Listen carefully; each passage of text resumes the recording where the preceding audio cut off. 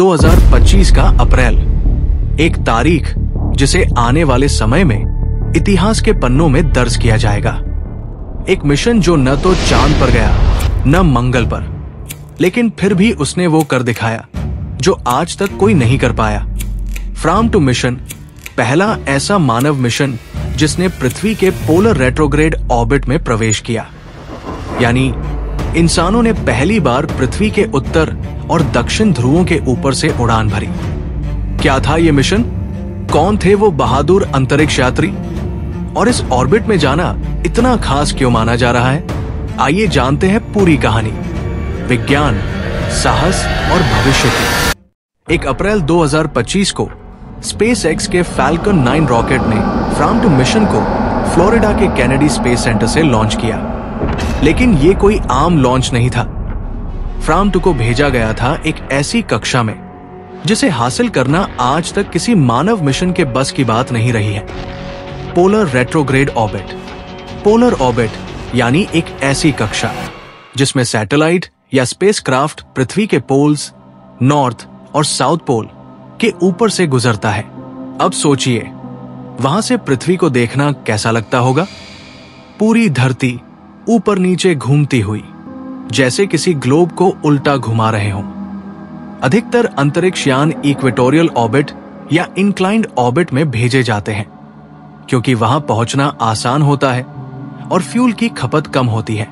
लेकिन polar orbit में जाना मतलब ज्यादा ईंधन खर्च करना, पृथ्वी की रोटेशन के खिलाफ जाना और लॉन्च विंडो बहुत सीमित होना।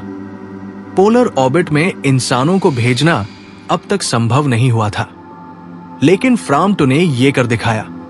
इस मिशन पर गए थे 3 अंतरिक्ष यात्री, doctor Ellen Vasquez, mission commander, America की top space physicist, Akira Tanaka, Japan के इंजीनियर और रोबोटिक्स एक्सपर्ट, अर्जुन मल्होत्रा, भारत के युवा एस्ट्रोबायोलॉजिस्ट, इसरो और नासा के जॉइंट ट्रेनिंग प्रोग्राम से चुने गए।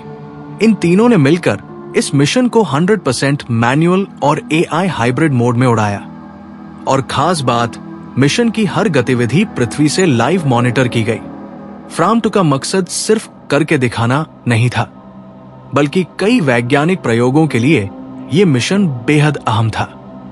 पोलर वेदर सिस्टम्स को सीधे इंसानी ऑब्जर्वेशन से मॉनिटर करना, अरोरा बोरियालिस और अरोरा ऑस्ट्रेलिस, नॉर्दर्न और सदर्न लाइट्स को इंसानी आंखों से देखना और रिकॉर्ड करना, रेडिएशन बेल्ट्स पर प्रभाव का अध्ययन, और सबसे बड़ी बात, पृथ्वी के पोल से ग्लोबल कम्युनिकेशन नेटवर्क्स को मजबूत करने की दिशा में पहला कदम। इस ऑर्बिट में टेम्परेचर फ्लक्चुएशन बहुत ज्यादा था, -60 डिग्री से लेकर +150 डिग्री सेल्सियस तक। साथ ही पोलर रीजन में मैग्नेटिक फील्ड्स काफी स्ट्रॉन्ग होती है, जिससे इलेक्ट्रॉनिक उपकरणों पर असर पड़ता है। लेकिन फ्राम टू की खास AI इनेबल्ड नेविगेशन सिस्टम ने लगातार ऑटो एडजस्ट करके क्रू को सुरक्षित रखा। एक बार जब स्पेसक्राफ्ट ने पहली बार नॉर्थ पोल के ऊपर से गुजरते हुए दक्षिण ध्रुव की ओर रुख किया, तो पूरी टीम भावुक हो गई। इस मिशन के दौरान जो फुटेज सामने आई वो अद्भुत थी। पृथ्वी का पोलर वर्टिकल व्यू, जिसमें बर्फ से ढका ध्रुव और घूमती हुई नीली धरती दिखाई देती है। अरोरा की लाइव रिकॉर्डिंग, हरे, नीले और बैंगनी रंगों की चमकती हुई लहरें, फ्राम टू के विंडो से कैमरे द्वारा कैप्चर की गई 360 डिग्री स्लो मोशन वीडियो, जो आज इंटरनेट पर वायरल हो रही है। फ्राम टू पहला ऐसा मिशन था जिसमें ऑनबोर्ड AI ने न केवल स्पेसक्राफ्ट को नेविगेट किया, बल्कि रियल टाइम डिसीजन मेकिंग में भी इंसानों की मदद की। AI ने रूट को रिकैलकुलेट किया, सोलर फ्लेयर अलर्ट भेजे और पावर ऑप्टिमाइजेशन को ऑटोमेटिक हैंडल किया। AI और इंसानों के बीच का ये तालमेल अब स्पेस मिशनों का नया मॉडल बन गया है। फ्राम टू ने हमें दिखा दिया कि इंसान की सीमाएं सिर्फ उसके डर में होती है। अब जब पोलर ऑर्बिट को पार कर लिया गया है, अगला कदम क्या होगा? क्या हम चंद्रमा के पोल्स पर कॉलोनी बसाएंगे? क्या अगला मिशन मार्स के पोल्स की तरफ होगा? और क्या फ्राम टू की तरह भारत भी अपना पोलर क्रू मिशन लॉन्च करेगा? आप क्या सोचते हैं? क्या भारत को भी ऐसा कोई मिशन लॉन्च करना चाहिए? नीचे कमेंट में अपनी राय जरूर लिखें। वीडियो पसंद आया हो तो लाइक करें। ऐसी साइंस और स्पेस की कहानियों के लिए सब्सक्राइब करें और इस वीडियो को शेयर करें उन दोस्तों के साथ जिन्हें विज्ञान में दिलचस्पी है।